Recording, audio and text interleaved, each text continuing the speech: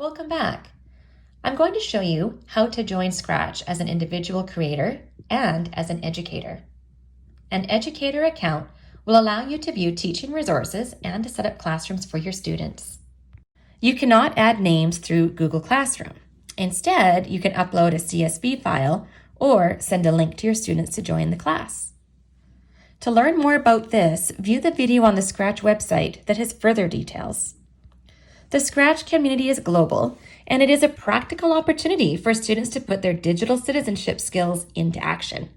If students do notice unkind words or projects that are harmful, there is an option to report them to keep the community enjoyable for everyone. After you and your students have joined the Scratch community, you now have access to the Explore pages.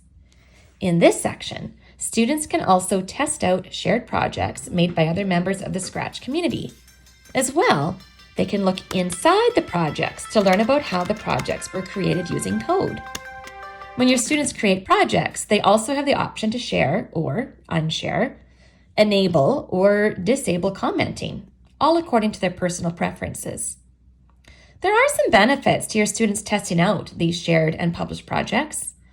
Scratch has an option to remix a project so that they can adjust a variable at a time to explore how that variable would change the result of the project.